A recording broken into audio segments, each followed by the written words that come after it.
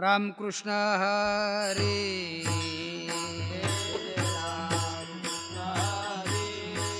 जय जय रामकृष्ण हरी जय जय रामकृष्ण जय जय रामकृष्ण हरि जय जय रामकृष्ण हरि जय जय रामकृष्ण हरि जय जय रामकृष्ण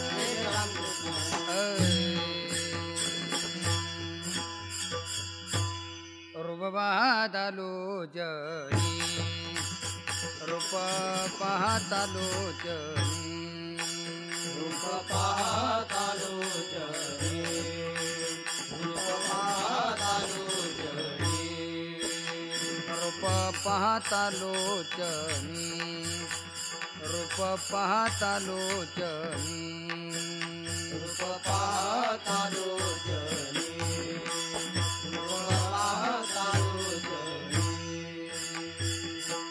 सुख झाले वो साजनी सुख झाले वो साजनी साजनी त्वहा विठ्ठल बरवा त्वहा विठ्ठल बरवा सुख झाले वो साजनी सुख झाले वो साजनी साजनी त्वहा विठ्ठल बरवा त्वहा विठ्ठल बरवा तो हा माधव बरवा तो हा माधव बरवा बरवा त्वहा विठ्ठल बरवा त्वहा विठ्ठल बरवा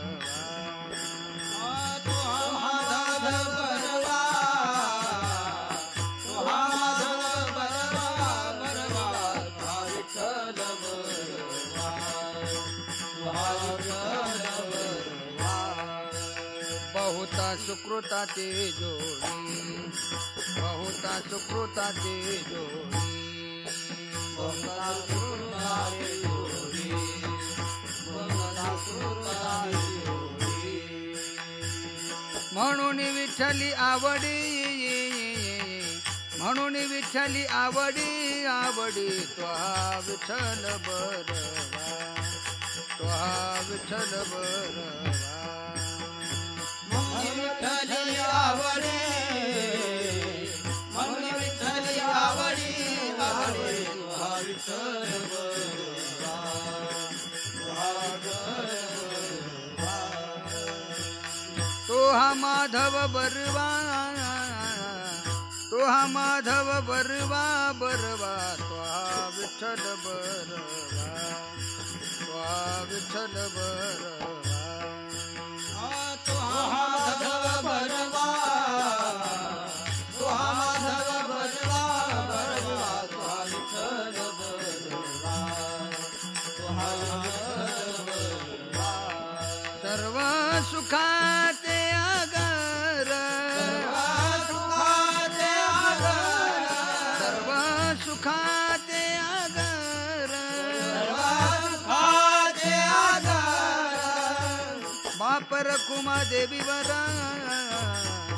बाप रखुमा देवीवर देवीवर त्वहा विठ्ठल बरवा त्वहा विठ्ठल बरवा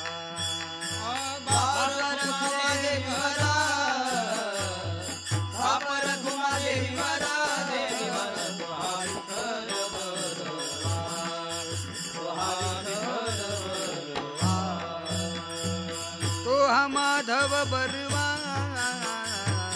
तो हा माधव बरवा बरवा त्वहा विठ्ठल बरवा त्वहा विठ्ठल बरवा तुहा माधव बरवा तुहा माधव बरवा बरवा तुहा विठ्ठल बरवा तुहा विठ्ठल बरवा जय जय रामकृष्ण जय रामकृष्ण जय जय रामकृष्ण जय जय रामकृष्ण जय जय रामकृष्ण हरे जय जय रामकृष्ण हरे रामकृष्ण हरे जय जय राम जय जय रामकृष्ण हरे जय जय रामकृष्ण हरे जय जय रामकृष्ण हरे जय जय राम जय जय राम जय जय राम हरिने माझे हारिले चित्त भारवित विसरले भारवित विसरले भारवित विसरले हरिने माझे हरिले चित्त भारवित विसरले भारवित विसरले भारवित विसरले हरिने माझे हरिले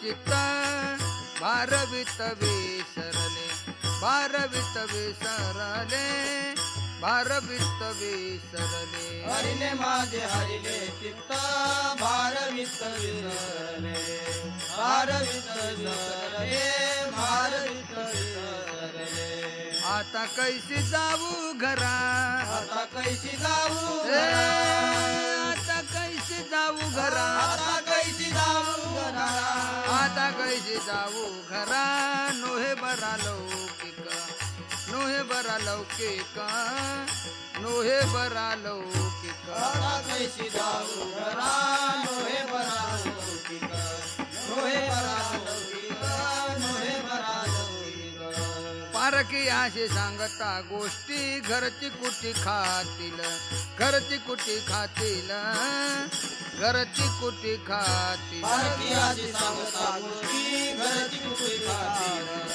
घरची कुठे खातील घरची कुठे खातील आता कैसी जाऊ घरा आता कैसी जाऊ आता कैसी जाऊ घरा आता कैसी जाऊ घरा आता कैसी जाऊ घरा नोहे बरा लौकिक नोहे बरा लौकिक नोहे बरा लौकिक आता कैसी जाऊ घरा नोहे बरा लौकिक नोहे बरा लौकिक नोहे बरा लौकिक तुका म्हणे निवांत राहे पाहिले पाहे परतोनी पाहिले पाहे परतोनी निवांत राहे पाहिले पाहे परतोनी तुका म्हणे निवांत राहे पाहिले पाय परतोनी पाहिले पाय परतोनी पाहिले पाय परतोनी आता कैसी जाऊ घरा आता कैसी जाऊ आता कैसी जाऊ घरा आता कैसी जाऊ घरा आता कैसी जाऊ घरा नोहे बरा लौकिक नोहे बरा लौकिक नोहे बरा लौकिक आता कैसी जाऊ घरा नोहे बरा लौकिक नोहे बरा लौकिक नोहे बरा लौकिक पुढो बार कुमाई विठोबार कुमारी जय जय विठोबार कुमारी जय जय विठोबार कुमारी जय जय विठोबार कुमारी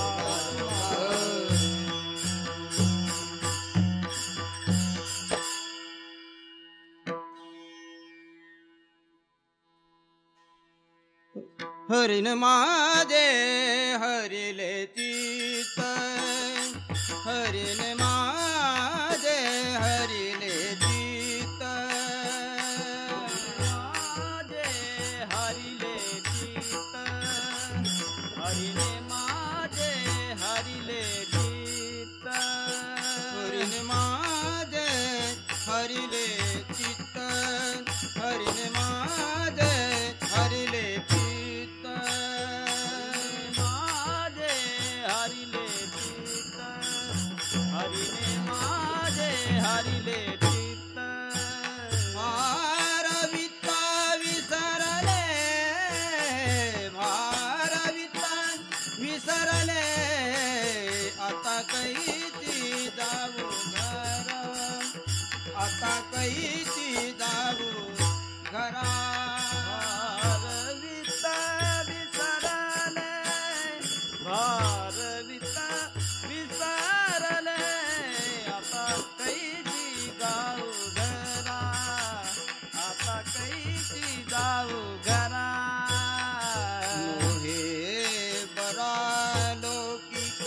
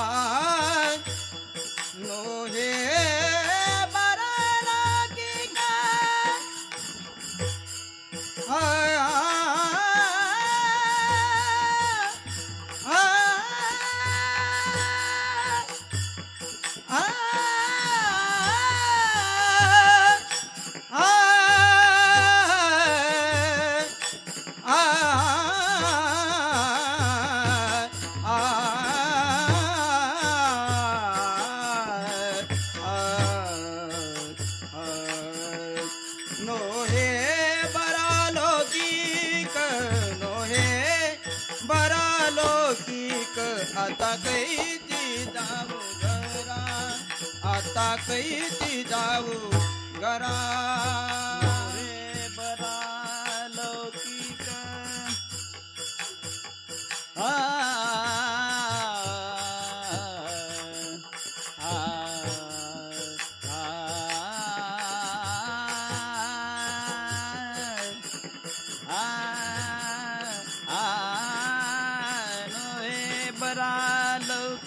लौकिक लौकिक आ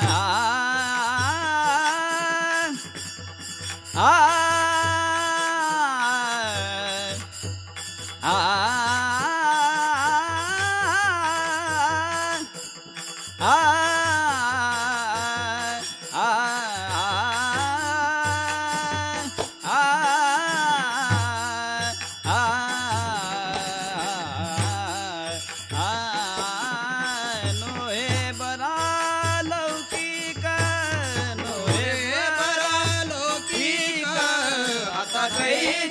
जाऊ घरा आता कैची जाऊ घरा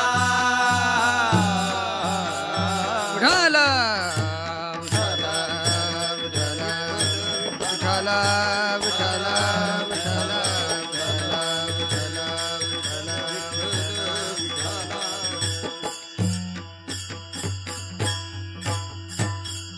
हरिने माझे हरिले चित्त हरिने माझे हरिले चित्त भारवित विसरले आता कैशी जाऊ घरा नोहे बरा लौकिक पारखे असे सांगता गोष्टी घरचे कुटी खातील आता कैशी जाऊ घरा नोहे बरा लौकिक तुका म्हणे निवांत राहे तुका म्हणे निवांत राहे पाहिले पाहे परतोने आता कैशी जाऊ घरा नोहे बरा लौकिक विठ्ठला विठ्ठला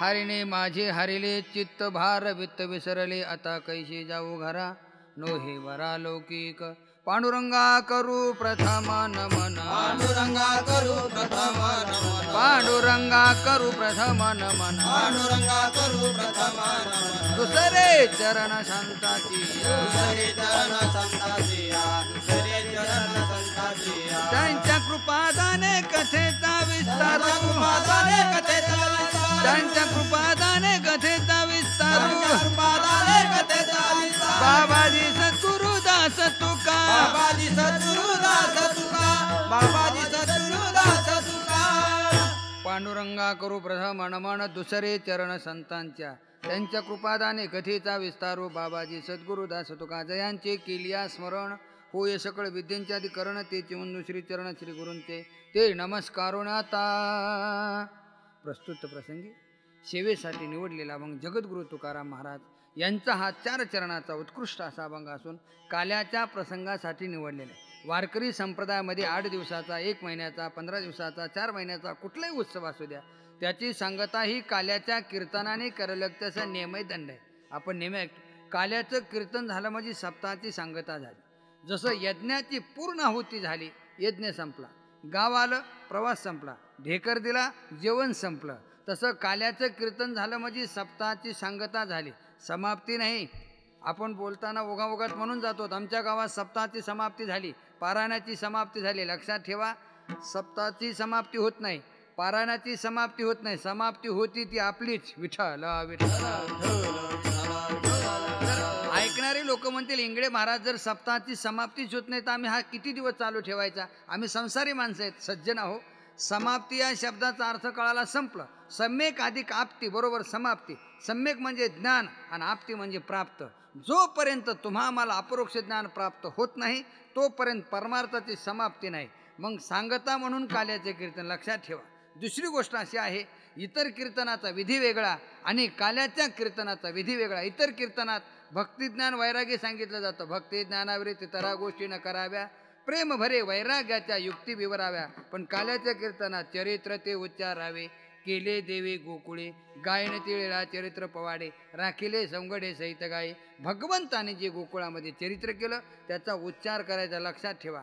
त्या अगोदर वारकरी संप्रदायाच्या नियमानं धावत्या वेगात अभंगाचा भावार्थ पाहून नंतर भगवंताच्या चरित्राचा विचार भगवंताचं चरित्र 2-3 ठिकाणी, मथुरेत, वृंदावनात आणि गोकुळात. ज्या वेळेला भगवान वृंदावनामध्ये गेले आणि तिथं चरित्र केलं, काय केलं? वेणू वाजव.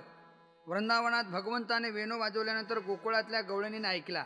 म्हणजे काय? गवळणी 3 प्रकारच्या वेदातल्या श्रुत्या अवतीर्ण झालेल्या आहेत. कोणी सुना, कोणी लेकी आणि कोणी एकी स्वतंत्र. 80,000 सुना कर्मपरश्रुती आहेत, 16,000 लेकी उपासना परश्रुती आहेत आणि 4,000 सासवा ज्ञानपरश्रुती आहेत.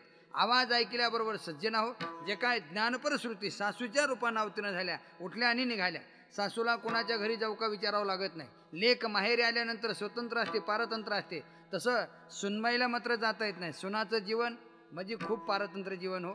लक्षात ठेवा, सासरवासी जीवनच अवघड आहे. सून कशी वागू द्या, सासू नावं ठेवणार म्हणजे ठेवणार. विठ्ठला विठ्ठला. बघा तुम्ही, सासरवासी जीवन अवघड आहे. आवाज ऐकला जायचं तर खरं, स्वतंत्रता नाही जीवनामध्ये आणि गेलं तर काही धडगत राहणार नाही, कारण सासूचा पगडा काही वेगळा असतो. सून किती चांगली वागली ना, सासू नावं ठेवणार म्हणजे ठेवणार. याच्यासाठी बराचसा कथा बघा आपण ऐकतो. अजूनही तुम्हाला सांगतो, सासू सुना दोघीजणी शेतातून घरी येतात. सून पुढं चालते, सासू मागं चालते. आता नवीन गावात नांदायला आलेली सूनबाई, तिला असं वाटलं की आता रस्त्याला माणसं वाटलेलं, जरा चापून चोपून दमानं चालावं, पण मागं सासूबाई असते. सून असं दमाने चालताना बघत असताना सासूबाई म्हणते, अगं मुंगी मरण तुझ्या पायाखाली, अगं काय चालायली, जरा सरा चल. मग सासूच्या तट्ट्यानं तिनं सरा चालावं. जराशी पुढं गेलं, पुढं 4-2 माणसं बाटलेले बघितले की सासूनं कसं करावं, हिजडा आहेस का, जरा चापून चुपून दमानं चालावं. माणसं बसलीत रस्त्याला, म्हणजे दमानही जमत नाही आणि सरासराही जमत नाही. कसं वागायचं? पूर्वीच्या काळातली गोष्ट आहे. आमच्या गावात काशा वेचायला बाया लावल्या होत्या. जे नांगरटीत आपण काशा निघतात ना गवताच्या, त्या काशा वेचायला. पूर्वीच्या काळात म्हणजे 72च्या अगोदरची गोष्ट आहे. काही लोक म्हणतील 72च्या अगोदरची का सांगितली, खरंच आहे. 72च्या अगोदर कसं होतं, सूर्य उदयाला मजूर रानात जात होतं आणि सूर्य अस्तमानाला गेल्यानंतर घरी येत होतं. पण 72 पासून सरकार मायबापाने 9 ते 5 टाईम काढलेला आहे ना. रोजगार हमी, काम कमी, अर्धी तुम्ही अर्धे आम्ही. विठ्ठला विठ्ठला. तिला रोजगार हमी म्हणायचं. म्हणून कामात इमानदारी नाही. मग कुठं पोट आलं तरी पोटभर खातेत.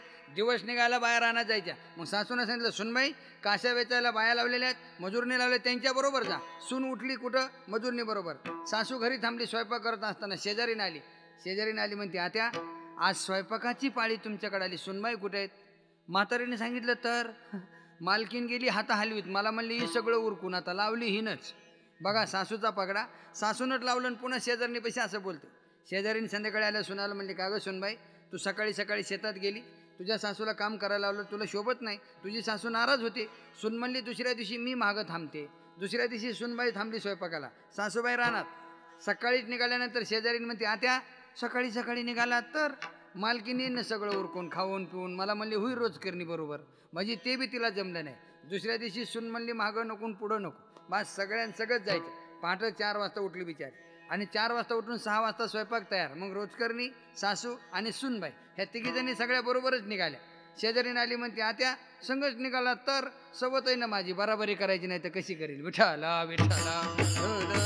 आता सांगा कसं वागायचं. एक सांगू का, किती सासू त्रास देणारी असली सुनाला, एरवी त्रास देतात, पण काही म्हाताऱ्या सणादिवशी जपतात. सणवार असतो, पुरणपोळीचा बेत असतो, आमरस भजे पापड तयार सगळे झाले का, सगळा स्वयंपाक तयार झाल्यावर मग सासून म्हणा, सुनबाई इकडे ये ग, तुला भूक लागली असेल, रात्री कधी जेवली कधी नाही, दुरडीमध्ये शिळ्या भाकरीत 2-3 बाजरीच्या तेल घ्यावा, चटणी घ्यावा, खावा, आजच बरी तुला माया आली तिची. अहो सगळा स्वयंपाक झाल्यावर 2-2.5 भाकरी चटणीवर खाऊ घालते आणि चटणीवर खाऊ घातल्यानंतर आणि मग तोपर्यंत शेतातले माणसं येतात, लावतात त्यांना. ते जेवून गेल्यावर मग ती घी वाढून आपण कशाला बसायचं, आता का माती खाईन का 5 मिनिटामध्ये, काय खायलो. आणि मग शेजारणीला काम नसतं, हे जेवायला वाटलं की शेजारणीने यावा. मग म्हातारीने म्हणा, बघा वैंस सगळं गाव मला नावं ठेवतं, हिला सुना वागविता येत नाहीत. अहो किती चांगला स्वयंपाक, अशा चारं करतात बघा कसं गिळी ती, जणू तिच्या मानात फसायले, टोचून गिळी ती. शेजारणीला वाटतं खरंय त्या म्हातारीचं, बघितलं सुनलंय चाराची आहे, पण शेजारणीला माहीतच नाही हिचं फाउंडेशन अगोदरच पक्क केलेलं आहे म्हणून. सासरवासी जीवनच अवघड ना, कसंही वागू द्या. म्हणजे काय, सासूच्या रूपाने तर उठल्या निघाल्या, आता सुनाच्या रूपाने होत्या. आवाज ऐकला, जायचं तर खरं, मग काय करावं. युक्ती केली, भरीला ओलांडून रीता करी घट मिस पाणी याचे गोविंदाची चट. सज्जन आहो, पाण्याचं निमित्त केलं आणि त्या भगवंताला बघायचंय म्हणून गेली तिकडे. गेल्यानंतर भगवंताचं दर्शन घेतलं. दर्शन घेऊन बाकीच्या गवळणी उठल्या, घरी आल्या. एक गवळण तिथंच थांबली. तिथं थांबल्यानंतर आमचे जगद्गुरू तुकाराम महाराज त्या गवळणीकडे सांगितलं, बाई तुम्ही सासरवासनी आहेत, इथं दर्शनाला आलात, भगवंताचं दर्शन झालं, मग इतका वेळ थांबलात कशाला, तुम्ही घरी जा. घरी जा म्हणल्यानंतर ती गवळण उत्तर अभंगाच्या दुसऱ्या चरणात देते. आता कैसी जाऊ घरा, जाऊ घरा, आता कैसी जाऊ घरा, जाऊ घरा, आता कैसी जाऊ घरा, जाऊ घरा, आता कैसी जाऊ घरा, जाऊ घरा, आता कैसी जाऊ घरा, जाऊ घरा, आता कैसी जाऊ घरा, जाऊ घरा, आता कैसी जाऊ घरा, जाऊ घरा, आता कैसी जाऊ घरा, जाऊ घरा.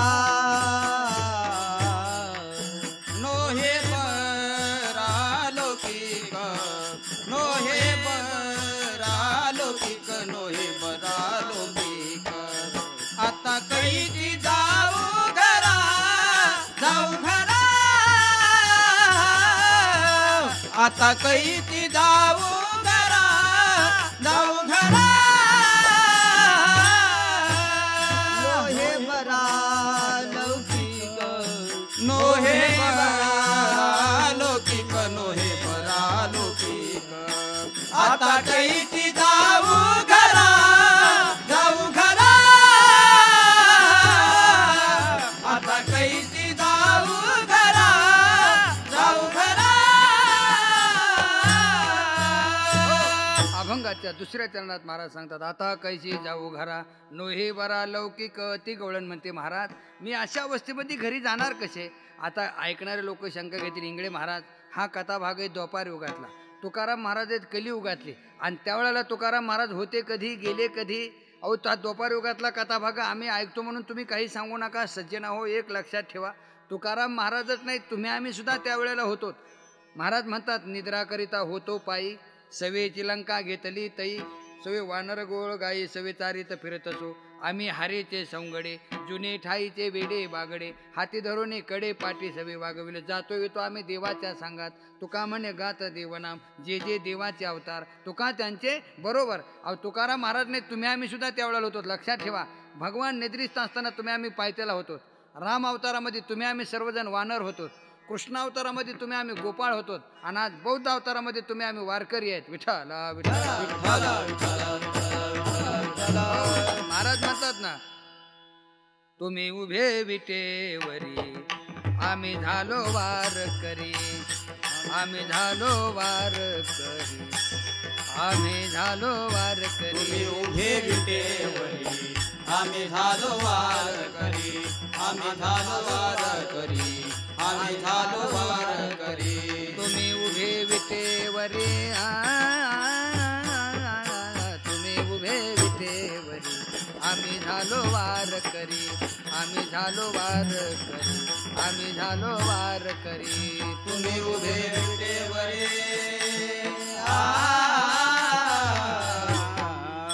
तुम्ही उभे विटेवरी, आम्ही झालो वारकरी, आम्ही उभे वारकरी, आम्ही झालो वारकरी.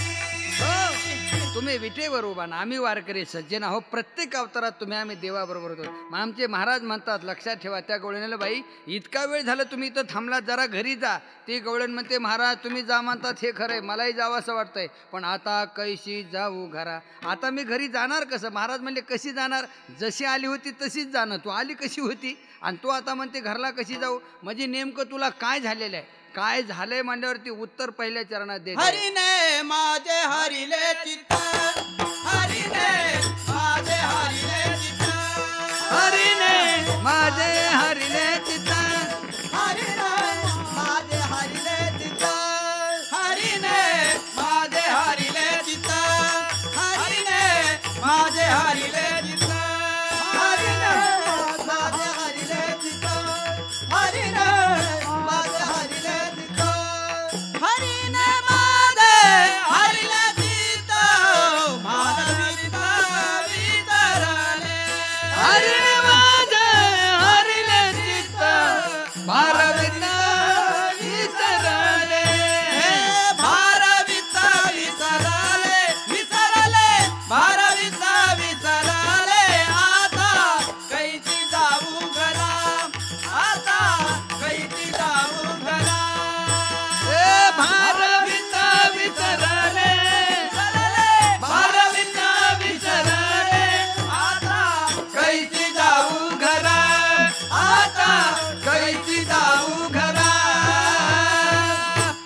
अभंगाच्या पहिल्या चरणात ते सांगते, महाराज तुम्ही घरी जा म्हणतात हे खरंय, पण आता कैशी जाऊ घरा. त्यावेळेला महाराज म्हणले काय झाले? मग गवळण उत्तर देते सज्जनाओ पहिल्या चरणात, हरीने माझे हरिले चित्त, त्याच्यामुळं भार वित्त विसरले. त्या भगवान परमात्म्यानं माझं चित्त चोरलेलं आहे. चित्त चोरिले नंदाच्या नंदनी, तुका म्हणे ने गरुड ध्वजे, माझे चित्त चैतन्य चोरून नेले, सावळे रुपडे चोरटे चित्ताचे. असा हा भगवान परमात्मा, त्यानं चित्त चोरलेलं आहे. आणि महाराज अशा अवस्थेत मी घरी जाणार कशी? आणि बरं जरी गेले पण नोहे बरा लौकिक, हे लोक कसे आहेत मला नावं ठेवतील ना हो. कारण लोक हे अशा अवस्थेत घरी गेल्यानंतर काय म्हणतील, मला काय म्हणतील नाही, लोकच असे आहेत गमतीचे महाराज. कारण त्या गवळीने सांगितलं लोक काय चांगले आहेत का? हे चांगले नाहीत. नोहे बरा लौकिक. आमचे तुकाराम महाराज सुद्धा एके ठिकाणी सांगतात, ऐसा हा लौकिक कदा राखवेना पतित पावना देवराया. लक्षात ठेवा, परमार्थ करणारे लोक कसंच वागू देत नाहीत. हे लोक कुणालाही नावं ठेवतात. कितीतरी आपल्याला 10-11 चरणाचा अभंग आहे बघा. महाराज म्हणते त्या अभंगात हे लोक कसे वागले तरी नावं ठेवतात. जर जास्त बोलणारा माणूस असेल, जाऊ द्या हो, लई बडबड करायची सवय त्याला. मग लोकांचं हे ऐकून त्या माणसानं जर मौन धरला, गप्प बसला, बोलणं नाही चालणं नाही, लोक म्हणतात फुगीर आहे, कशाला बोलणार आहे, गर्विष्ठ येतो. म्हणजे जास्त बोलणंही जमत नाही, जास्त कमी जमत नाही. लग्न करू जाता म्हणते मातला, न करता झाला नपुसक. सगळा अभंग पाहून घ्या. म्हणून आमचे महाराज म्हणतात परमार्थच करायचा असेल त्याजून या जण भक्ती करा, या लोकांचा त्याग करा आणि मग भक्ती करायची. कारण हे लोक आहेत चांगले वागू देत नाहीत, त्यालाही नावं ठेवतात आणि वाईट वागणाऱ्यालाही नावं ठेवतात. मग ती गवळण म्हणते महाराज अशा अवस्थेमध्ये जर मी घरी गेले, नोहे बरा लौकिक, कारण लोक मला काय म्हणतील. अशा अवस्थेत गेल्यानंतर त्या गवळण सांगितलं, महाराज मला काय झाले, हे 4 तज्ज्ञ लोक आहेत, ज्ञानी लोक आहेत, यांना जर सांगितलं तर त्यांना ते पटणार आहे. पण जी काय माझे घरचे आहेत हे मात्र माझ्यावर आळ घेतल्याशिवाय राहणार नाहीत. मग काय करायला पाहिजे? ती गवळण अभंगाच्या 3ऱ्या चरणामध्ये सांगते, परकीयाची सांगता गोष्टी, परकीयाची सांगता गोष्टी, परकीयाची सांगता गोष्टी, परकीयाची सांगता गोष्टी, परकीयाची सांगता गोष्टी, परकीयाची सांगता गोष्टी, परकीयाची सांगता गोष्टी, परकीयाची सांगता गोष्टी, परकीयाची सांगता गोष्टी, घरची कुटी खातील. परकीयाची सांगता गोष्टी, घरची कुटी खातील. परकीय सांगता गोष्टी, घरची कुटी खातील. आता कैसी जाऊ घरा, आता कैसी जाऊ घरा. परकीयाची सांगता गोष्टी, घरची कुटी खातील. परकीयाची सांगता गोष्टी, घरची कुटी खातील. परकीय सांगता गोष्टी, घरची कुटी खातील. आता कैसी जाऊ घरा, आता कैसी जाऊ अभंगाच्या 3ऱ्या चरणात ती गवळण सांगते, महाराज अशा अवस्थेत जर मी घरी गेले तर लोक काय म्हणतील. जे पारखी आहेत, ज्ञानी आहेत, तज्ज्ञ आहेत, त्यांना मला काय झालं हे कळत. आणि सांगितलं 2 गोष्टी तर समजून शकतात ते. पारखी अशी सांगता गोष्टी, पण घरची कुटी खातील. कुटी म्हणजे आळ. घरचे मात्र माझ्यावर आळ घेतल्याशिवाय राहणार नाहीत. काय करायला पाहिजे? मी अशा अवस्थेत जर गेले तर विठ्ठला विठ्ठला, विठ्ठला विठ्ठला विठ्ठला विठ्ठला विठ्ठला. हो, कारण मला काय झालंय हे चांगल्या ज्ञानी माणसाला कळतं राव. कारण लक्षात ठेवा, भक्ताचा महिमा भक्तची जाणते, भक्ताचं महत्व भक्ताला. अभक्ताला काय करणार आहे? बाकीचे नावच ठेवणार, पारखी लोकांना कळण. पण बाकीचं काय? उदाहरण घ्या, लिंबाच्या झाडाखाली एक काटवडी घोडा उभा, झाडावर 10-5 पोपट बसलेले, 10-5 कावळे बसलेले. काटेवाडी घोडा बघितल्यानंतर पोपटाला आनंद माहत नाही, त्यांना मजा वाटते. चिव चिव करून ओरडायला सुरुवात केली. हे फांदीहून त्या फांदीवर, त्या फांदीहून ह्या फांदीवर, इकडून तिकडे उड्या मारतात. घोड्याच्या पाठीहून इकडे, तिकडून इकडे, इकडून तिकडं, सारखा आनंदामध्ये ओरडत असताना ते कावळे म्हणले, का रे काय झालं ओरडायला? पोपट म्हणला, काय झालं म्हणजे किती घोडा चांगला आहे, खास खानदानी, याला काटवडी घोडा म्हणतात. कावळा म्हणतो, काय चांगला आहे रे, टोकारलेला नाही कुठं. कारण कावळ्याला हे नाळ पाडलेले घोडे पाहिजेत ना टोच्या मारायसाठी. आता काटवडी घोड्याचा आनंद कावळ्याला काय, तसे कावळ्याच्या जातीचे हे मला नावं ठेवल्याशी राहतील की नाही. घरची आळ घेते ना. मग अशा अवस्थेमध्ये मी कशी घरी जाणार? आमच्या महाराजाने विचार केला, ह्या गवळणीचं काम झालेलं आहे पण अर्धवट काम झाले, आता घरला कशी जाऊ, ज्या अर्थी म्हणते ना घरचे नावं ठेवतील असं म्हणते ना, त्या अर्थी हीच पूर्ण बोधाला ही पोहोचली नाही, घर अजून ध्यानातलं गेलं नाही. महाराज म्हणले मग तू असं कर, आता काय करून निवांत थांब आणि ज्याच्यामुळे तुझी ही अवस्था अशी झालेली तोच प्रयोग तू अजून एक वेळेला कर, म्हणजे तू पूर्ण बोधाला पोहोचतील. म्हणून महाराज शेवट सांगतात, तुका माने निवांत राही, तुका माने निवांत राही, तुका माने निवांत राही, तुका माने निवांत राही, तुका माने निवांत राही, तुका माने निवांत राही, तुका माने निवांत राही, तुका माने निवांत राही, तुका माने निवांत राही, तुका माने निवांत राही, तुका माने निवांत राही, तुका माने निवांत राही, तुका माने निवांत राही, तुका माने निवांत राही, तुका माने निवांत राही, तुका माने निवांत राही. पाहिले पाही पारतोनी, पाहिले पाही पारतोनी, पाहिले पाही आता कैची जाऊ घरा, आता कैची जाऊ घरा, आता कैची जाऊ घरा, आता कैची जाऊ घरा. पाहिले पाही पारतोनी, पाहिले पाही पारतोनी, पाहिले पाही पारतोनी, आता कैची जाऊ घरा, आता कैची जाऊ घरा, आता कैची जाऊ घरा, आता कैची जाऊ घरा. शेवटच्या चरणात महाराज सांगते, तुका म्हणे निवांत राहे, पाहिले पाहे परतोनी सज्जना. हो मा बाप हो, त्या गवळणीला महाराज म्हणतात तुझं पूर्ण बोधाला पोहोचतील, तू निवांत थांब आणि जो प्रयोग पाहिला केला तोच प्रयोग एक वेळेला करून बघ. म्हणून महाराज तिला सूचना देतात, तुका म्हणे निवांत राहे, पाहिले पाहे परतोनी, आता कैशी जाऊ घरा, नोहे बरा लौकिक विठोबा रखो माझी, जय जय विठोबा रखो माझी, जय जय विठोबा रखो माझी.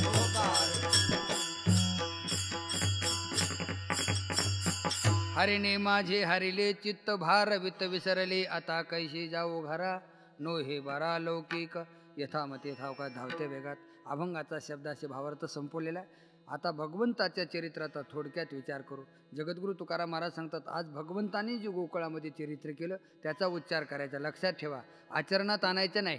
आचरणात आणायचं ते प्रभू रामचंद्राचं चरित्र. आपण नेमकं उलटं करतो, भगवान श्रीकृष्णाच्या चरित्राचं आचरण करतो आणि प्रभू रामचंद्राच्या चरित्राचा उच्चार करतो. चरित्र जमीन आसमानचा फरक आहे बघा. प्रभू रामचंद्राचा जन्म दुपारी 12 वाजता, भगवान श्रीकृष्णाचा रात्री 12 वाजता. प्रभू रामचंद्राचा जन्म राजवाड्यामध्ये झालेला आहे, भगवान श्रीकृष्णाचा बंदी शाळेमध्ये झालेला आहे. प्रभू रामचंद्र एक पत्नी एक वचनी एक बाणी आहे, हा बाबा बहुपत्नी बहुवचनी बहुबाणी आहे. विठ्ठला विठ्ठला. म्हणून भगवान श्रीकृष्णाच्या चरित्राचा फक्त उच्चारच करायचा. केले देवे गोकुळे. आता गोकुळात 2 अवस्थेत चरित्र केलेले. एदशे चरित्र केले नारायणे, रांगता गोधने राखीत आहे, रांगत रंगणी चोरित लोणी, रांगत रंगणी चोरित लोणी, धावोनी धरित गवळणी, धावोनी धरित गवळणी, बांधिती चरणी देती गाराणी, बांधिती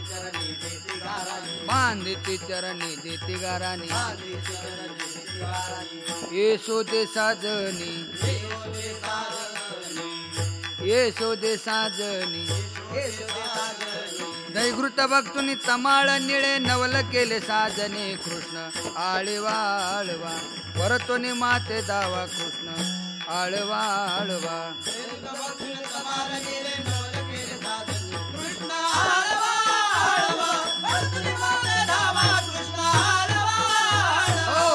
भगवंतानं रंगत असताना चोर केले. रांगत रंगाने चोरीत लोणी, धावणी धरिती गवळणी, बांधिती चरणी देती गाराणी, येशोदे साजनी सज्जना. हो, सगळे सोंगडी गोराकाचे, पांढ्या इट्या गोम्याचे म्या, पेंद्या बोबड्या वाकड्या सुद्धा म्या, सगळे सोंगडी. आणि रांगत असताना खोड्या केल्या. सगळ्या गवळणी गारानं सांगतात, गवळणी यशोदेच्या दारातून सांगतात, यशोदे हा तुझा पोरगा बघ किती त्रास देतो, किती खोड्या करतो.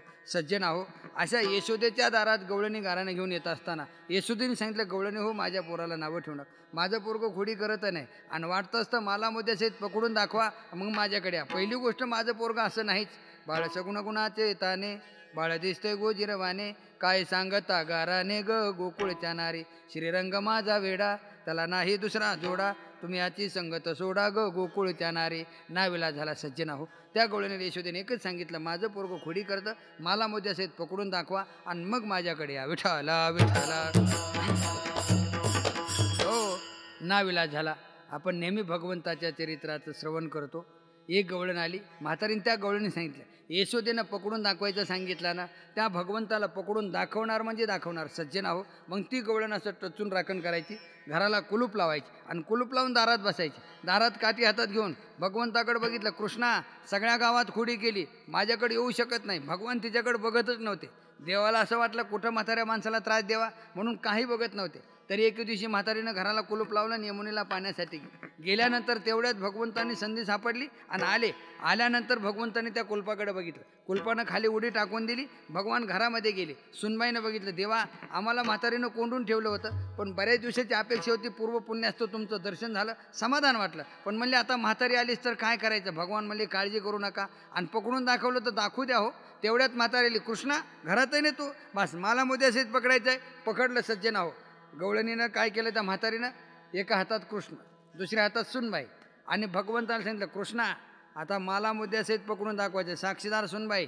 मग मालमुद्दा कोणता, गाडगं घे पुढं हो आणि चाल. गाडगं घे पुढं होऊन चाल. भगवंताने सांगितलं, आजी तुझं गाडगं मला घ्यायला होती, तुझं पोरगं कुठे गेले, त्याला बोलवून त्याला गाडगं घ्यायला हवं. आता मला सांगा, गाडगं घे म्हणजे काय पाणी पाजायचं चल म्हणली नव्हती.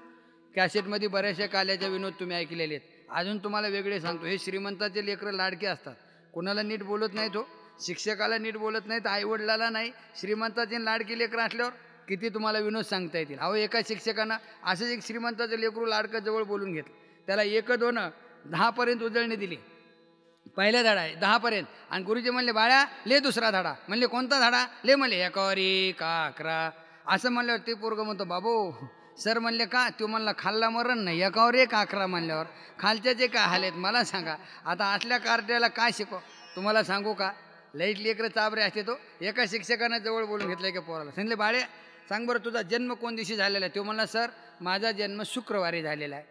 तितक्यात ती पोरगं म्हणतं, सर तुमचा जन्म कधी झाला. सर म्हणले रविवारी झाला. पोरगं म्हणलं, मूर्ख आहेत, लबाड बोलतात. म्हणले का, म्हणला रविवारी तर सुट्टी असती ना सर. आता मला सांगा असल्या विद्यार्थ्याला काय शिकवा. विठाला विठाला. मी म्हणतो बाकीच्याच जाऊ द्या, पूर्ण महाराष्ट्रामध्ये फिरणारा माणूस मला सुद्धा एका कार्ट्यानं फसवलो. आता काय सांगावं. आम्ही एका गावात काल्याच्या कीर्तनाला जात असताना 1 किलोमीटर निरुंद रस्ता होता, पांदीचा रस्ता होता, सडक नव्हती आणि एक गाय आणि वासरू आडवं उभा राहिलं. आडवं उभा राहिल्यानंतर ती गाय वासरूची सांभाळणारं पोरगं होतं. आम्ही हॉर्न देतो गाडीत, ते गाय वासरू बाजूला सरकाना, हे पोरगं हानी ना माझ्याकडे असं बघत काठी हातात घेऊन. त्याला सांगितलं, हे बाळू हन्न बाजूला गायन वासरू दिसत नाही का तुला, आमची गाडी आलेली, कोणाचं आहे ते गायन वासरू. ते पोरगं म्हणतं, गाय काय किंवा कुणाची, वासरू माहिती आहे मला कुणाचं. म्हणलं कुणाचं आहे, म्हणा त्या गाईचं. म्हणलं हे मला माहीत नव्हतं, तू तर मला गुरु मिळाला, मला सांगा. हे असे लेकरं विचित्र बोलतेत. मग भगवंताने सांगितलं, तुझं गाडगं मला घ्यायला होती, तुझ्या पोराला बोलव. सज्जन आहो. नावीला झाला. गवळण रस्त्याने घेऊन जात असताना आमचे महाराज म्हणतात, एक दावी कौतुक जया तैशा परी एका दिवशी हारी एका लेख. अहो जवळ जाईपर्यंत तर रूप बदललं. विठाला विठाला. असं झाल्यानंतर काय करावं, नावीला झाला. तुम्हाला सांगू का, जवळ जाईपर्यंत रूप बदलल्यानंतर आता पूर्वी एक जुने कीर्तनकार होऊन गेले आमच्या परिसरात. ते एक विनोद सांगायचे, हा पोरगा धरायला जावा सापडला तर रूप बदलल्याशिवाय राहत नाही. मग धरून उपयोग नाही ना. मग काय झालं, असे एक दोघं नवरा बायको त्या गोकुळामध्ये राहणारे दोघं नवरा बायकोनं असा विचार केला, हा पोरगा खोड्या केल्याशिवाय राहत नाही, धरायला जावा सापडत नाही आणि सापडत तर रूप बदलल्याशिवाय राहत नाही. मग गोकुळात राहून तरी काय उपयोग आहे, धरून तरी काय उपयोग आहे. दोघं नवरा बायकोनं कंटाळले गोकुळला आणि सोडून दिलं. बैलगाडीमध्ये सगळा संसार आपला भरला, पसारा भरला आणि निघाले दुसऱ्या गावाला. अशा ठिकाणी गेले सज्जनावर. चौकडून 10-10 किलोमीटर गाव नाही, अशा डोंगराळ भागात माळ रानामध्ये गेले. भगवंतानं काय केलं, माझ्या भेनं तू गोकुळ सोडून चालला का. म्हणले तुला त्रासच द्यायचा म्हणल्यावर गोकुळातच देव असा नियम नाही, दुसऱ्या गावात का देव नाही का. मग भगवंतानं त्या माळाला गेलेली गाडी, मग त्याच्या बायकोला अशी तहान लावली. ती नवऱ्याला म्हणते, काव पहिलं पाणी घेऊन या. तो म्हणला, शाबास, अगं 10 किलोमीटर कुठं गाव दिसत नाही आणि तुला पाणी आणायचं कुठून. ती म्हणली, पाणी आणा नाही तर जगतच नाही, कारण माझी जीभ आधी टाळ्याला चिटकणार आहे. तेवढ्यात 2 किलोमीटरवर पुढं मळा तयार केला, बागायती परिसर. भगवंतानं ती पत्नी म्हणते, काव तिकडे जा, तिकडं परिसर बागायती आहे, तिकडं पाणी आहे. त्यानं ती पितळाची चेरवी वगैरे घेतली आणि गेला पाणी आणण्यासाठी. सज्जनावर तिकडं नाल्यात हा उतरल्यानंतर त्या बाईचा पती भगवंताने तिकडूनच तिच्या नवऱ्याचं रूप घेतलं आणि आला पाणी घेऊन सांगितलं पी पाणी. पाणी पिलीन बसला गाडी हाणायला. आता रूप बदलल्यावर काय करणार आहे. आणि जाताना तिला सांगितलं कृष्ण तो असा नाटकी आहे. त्या म्हातारीनं खरंच पकडला होता, पण जवळ जाईपर्यंत तिच्या पोराचं रूप घेतलं. एखाद्या वेळेस माझं रूप घेऊन येईल बरं. तिनं सांगितलं येऊ द्या बरं, 2 ठोके देऊन मोकळा करीन. तिनं सांगितलं शाबास. आता इकडं अशी पक्की बनवली, ज्यावेळेला त्या बाईचा खरा नवरा पाणी घेऊन आला तेव्हा म्हणला ए कोण आहे रे, उतर खाली. ती म्हणती का रे नाटक लावलो का, 2 थोबाडी देत असते. म्हणला माझीच पत्नी आणि माझ्या थोबाडी देते, उतर खाली. या दोघाची धाराधरी. तो म्हणे माझी बायको, हा म्हणे माझी बायको. दोघाची धाराधरी इकडे. तिसऱ्या त्या बाईच्या नवऱ्याचं रूप घेतलं, गाडी हाणायला बसला की निघाला. गाडी चालूच होती, त्याला खाली उतरीला माझी बायको माझी बायको म्हणून चौथा गाडीवान तयारच. असे 4-5 सारखे दिसायले. त्या बाईला सुद्धा नेमकं कळाना आपला पती कोण आहे. ती आपली गप्प बसली. मग आता हे गारानं आमच्या नंदराजाकडे 5ची 5 उभा राहिली. हा म्हणायचा माझी बायको, तो म्हणायचा माझी बायको. नंदराजानं बघितलं आता नेमकं आपल्याला काय करावं कळाना, कारण ही कला आमच्या चिरंजीवाचीच आहे. त्यांना असं कळालं, पण माझं पोरगं कोणतं हे तरी कळायला पाहिजे ना. मग राजा येतो. राजानं काय केलं, 30 फूट रुंदीची विहीर होती मोठी. राजा म्हणला असं करा, अजिबात कोणी भांडू नका, माझी बायको करून. विहिरीच्या अलीकडच्या कडकून पलीकडे जो उडी मारीन म्हणजे किती 30 फूट, त्याची ही खरी बायको. त्या बाईचा जो खरा नवरा होता ना तो पटकन खाली बसला. म्हणला बास आपली उडी काय जात नाही, बायको काय मिळत नाही. बुंबलली म्हणला बायको काय उपयोग आहे. पण ह्या 4 जणांनी ज्या वेळेला पलीकडे उड्या मारल्या त्यावेळेला नंदराजाला कळालं हे आमच्या चिरंजीवाची कला आणि हे त्या बाईचा खरा नवरा. विठाला विठाला. भगवंताने सांग जाशील का माझ्या भेणे कुठं गाव सोडून, कुठं जात नाही, चल हो गोकुळामध्ये. मग सज्जनाहो असा हा भगवान बऱ्याचशा खोड्या करत असताना यशोदा सुद्धा कंटाळे, कृष्णा का खोड्या करतो बाबा. बरं आपल्या गावात काही कमी आहे का, काय उन्हे आहे का घरी आपल्या घरामध्ये, काय उन्हे का करीतोशी चोरी. अजिबात चोरी करू नको, अगदी काही करू नको. भगवंताने विचार केला चालेल, भगवान पुन्हा घरी थांबले. विचार केला नुसतं घरी थांबण्यासाठी अवतार घेतला नाही, एकाच्या निमित्तानं अनेकाचे कामं करायचे. आई तर बाहेर जाऊ देत नाही, मग काय करायला पाहिजे. मग भगवंताने विचार केला, घरात त्रास द्यायला सुरुवात केली. यशोदेला वाटलं हे पोरगं बाहेर गेलेलंच बरे. सांगितलं कृष्णा तू बाहेर जा. बाहेर जाते की दारात गवळणीतून तुला बोलवतात आणि जा लवकर. आणि बाहेर राधा गवळण उभा होती. मग आमच्या यशोदेनं राधेला सूचना दिली, सांगितलं राधे राधे घेई श्याम सुंदरा, राधे राधे घेई श्याम सुंदरा, राधे राधे घेई श्याम सुंदरा, राधे राधे घेई श्याम सुंदरा. नेहात धड करी आपोलिया मंदिरा, नेहात धड करी आपोलिया मंदिरा, राधे राधे घेई श्याम सुंदरा, राधे राधे घेई श्याम सुंदरा. आपोलिया मंदिरा, नेहात धड करी आपोलिया मंदिरा, राधे राधे घेई श्याम सुंदरा, राधे राधे घेई श्याम सुंदरा. सज्जनाव सांगितलं कृष्ण राधे भगवंताला घरी घेऊन जा. सज्जनाव राधेनं भगवंताला बाहेर आणलं. भगवान लहानाचे मोठे झाले तोही कथाभाग बघा. बाहेर आल्यानंतर पुन्हा खोड्या सुरू. यशोदा म्हणली काय करावं, ही पोरगं खोड्या केल्याशिवाय राहत नाही. सांगितलं कृष्णा तू जर असा गावाला त्रास देत असेल ना तू उद्यापासून शाळेत जा. आता पहिली शाळा म्हणजे गाई राखणे. सगळे सवंगडी बरोबर घेतले भगवंतानं, पांड्या इट्या गोम्या चम्या पेंड्या बोबड्या, आणि चला गाई राखण्यासाठी. तिकडे गेला तरी खोड्या सोडल्या नाही. लक्षात ठेवा, गोधने चारा वया जातो शारंग पाणी, मार्गी भेटली राधिका गवळणी, कृष्णदान मागे निर्या चढून तवती देखील यशोदा जननी हो. आपण पाहतो ना तिकडे गेल्यानंतर भगवंतानं खोड्या सोडल्या नाही. दैदूत घेऊन जाणाऱ्या गवळीने बघितले अडवायचे, पाण्याला जाणाऱ्या गवळीने बघितले अडवायचे. त्या गवळीने म्हणावं सोडे शारंगधर कान्हा मथुरेच्या गोजी रवाना. कृष्णा जाऊ दे बाबा, अरे तुझी संगती झाली तर आम्ही घरला जायचं कसं. एका गवळणीची घागर फोडलेली आहे. व्रजभाषेमध्ये ती गवळण आपण बरंचसं नेहमी ऐकता. दुसरी गवळण अशी आहे, दैदूत घेऊन जाणारी बघितली, त्या गवळणीला बघितलं की भगवंताने अडवायचं. त्या गवळीने म्हणावं कणी असर झरपरता नको आरुता येऊ, तुझा संग झाल्यावर मी घरा कैशी जाऊ. कृष्णा जाऊ दे बाबा, आम्ही स्वतंत्र नाहीत. मग सासुरवासिनी आम्ही गवळणी, जाऊ दे रे हरी, सासुरवासिनी आम्ही गवळणी, जाऊ दे रे हरी. सासुरवासिनी आम्ही गवळणी, जाऊ दे रे हरी. सासुरवासिनी आम्ही गवळणी, जाऊ दे रे हरी. बहुवेळ लागता सासू सासरे, बहुवेळ लागता सासू सासरे, कोपतील मजवरी गोपतील मजवरी गवळणी थाट निघाला मधुरे हाता लागी गवळणी थाट निघाला मधुरे हाता लागी गवळणीचा थाट निघाला मधुरे हाता लागी गवळणीचा थाट निघाला मधुरे हाता लागी.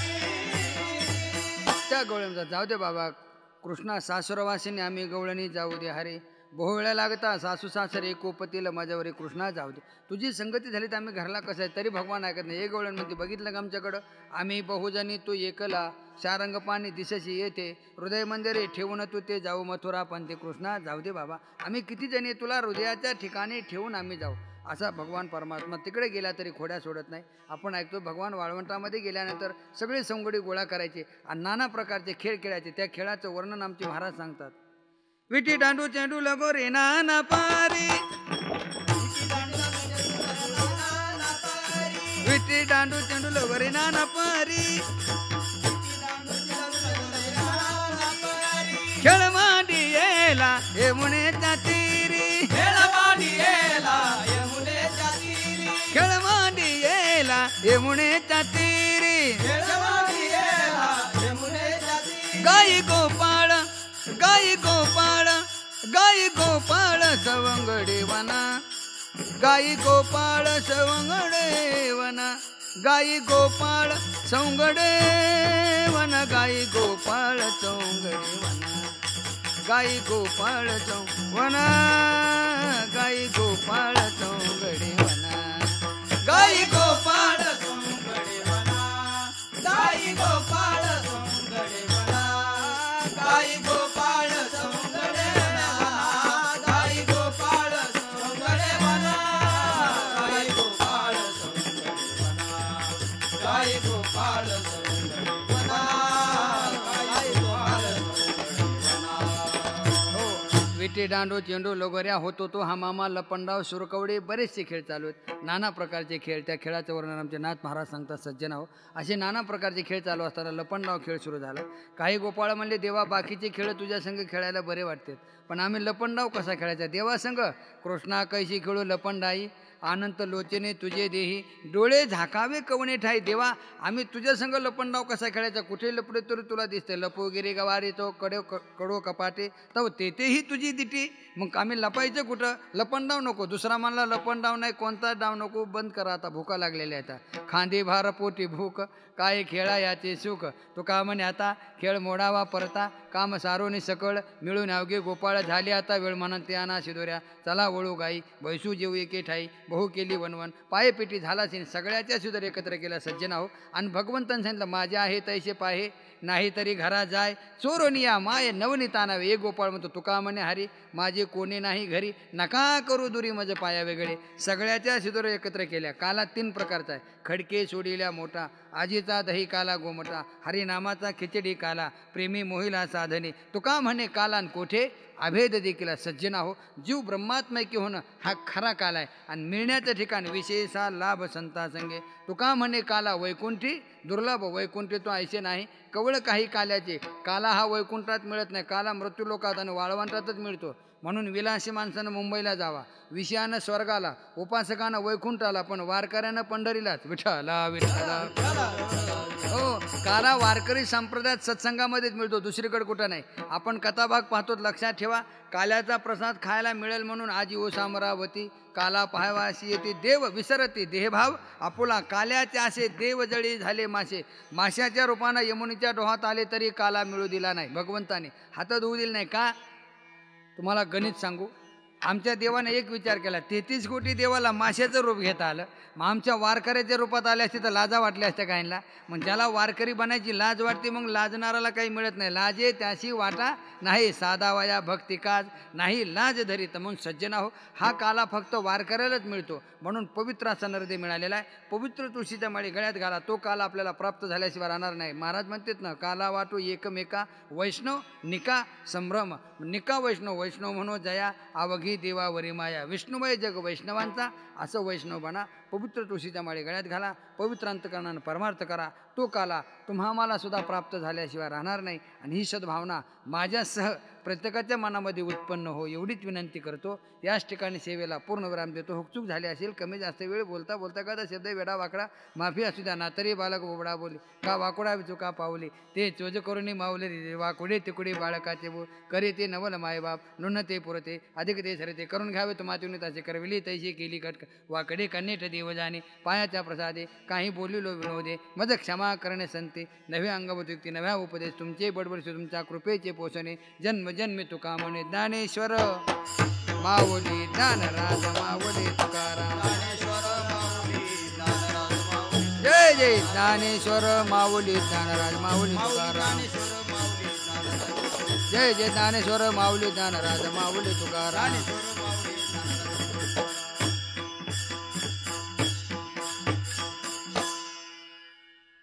तुका मने निवांतर आहे तुका मने निवांतर आहे तुका म्हणे निवांतर आहे तुका म्हणे निवांतर आहे तुका मने निवांतर आहे तुका मने निवांतर आहे तुका म्हणे निवांतर आहे तुका म्हणे निवांतर आहे पाहिले पाहे परतोनी पाहिले पाहे परतोनी